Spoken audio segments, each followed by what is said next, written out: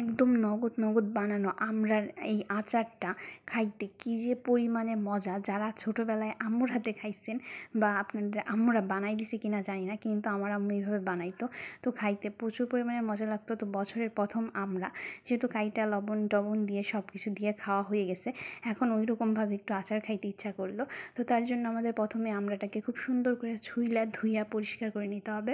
এটা পরিষ্কার করা হয়ে গেলে আপনারা চাকু দিয়ে দেখতে পারতেছেন আমি কিভাবে কাঁচাই নিয়েছিলাম। এভাবে কাঁচানো হয়ে গেলে গরম পানির ভিতর দিয়ে দিব কিছুটা এলাচ, দারচিনি আর তেজপাতা। দেওয়ার পরে কিছুটা বিট লবণ, কিছুটা মরিচের গুঁড়া দিব, সামান্য পরিমাণে আমি একটুখানি হলুদের গুঁড়া দিছিলাম, ওইটা হয়তো স্কিপ হয়ে গেছে।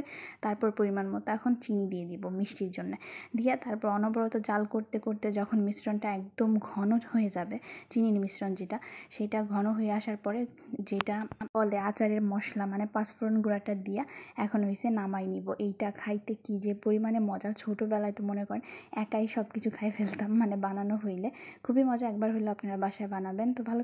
তার পাশাপাশি আমরা মাখাই খাইতে, তারপরে এইভাবে বিট লবণ দিয়া মরিচের গুঁড়া দিয়ে মাখাই খাইতেও কিন্তু খুব বেশি মজা লাগে।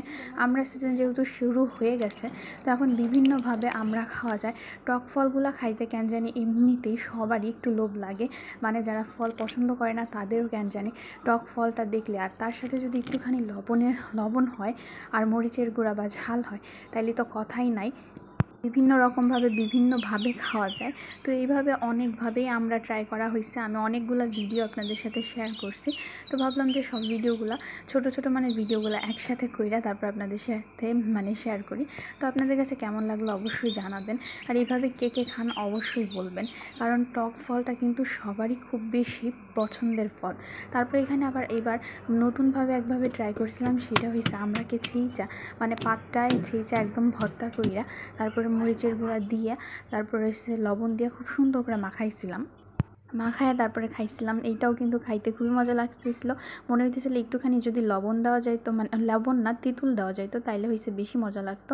তারপরে আমরারে এইভাবে কাইচা খাইতে না বেশি মজা, খুব বেশি মজা। এইভাবে চাকু দিয়ে কাঁচায়া মরিচের গুঁড়া দিয়ে লবণ দিয়ে মাখাইলে কী যে পরিমাণে মজা লাগে খাইতে। আর যদি সরিষা দিয়ে মাখানো হয় তাহলে তো কথাই নাই, মানে সরিষা যে সসটা থাকে সেটা দিয়া। তার জন্য প্রথমে আমাদের আমড়াটাকে খুব সুন্দর করে কাইটা নিতে হবে। তারপরে আপনারা দেখতে পাচ্ছেন একদম পাতলা পাতলা করে স্লাইস করে কাইটে নিব। তার ভিতর দিয়ে দিব কিছুটা কাঁচামরিচ, পাশাপাশি কিছুটা পরিমাণ মতো স্বাদ মতো লবণ, মরিচের গুঁড়া দিয়ে এখন কাসুন্দিটা দিয়ে দিব।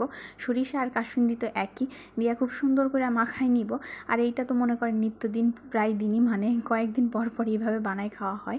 তো এইভাবে আপনারা কে কে খান অবশ্যই জানাবেন। ভিডিওটা ভালো লাগলে লাইক করবেন, কমেন্ট করবেন, শেয়ার করবেন, পাশে থাকবেন সবাই। আর আমরা সিজনে এইভাবে যদি আমরা মাখাই না খান তাহলে কিন্তু অবশ্যই মিস করবেন। ভালো থাকবেন সবাই।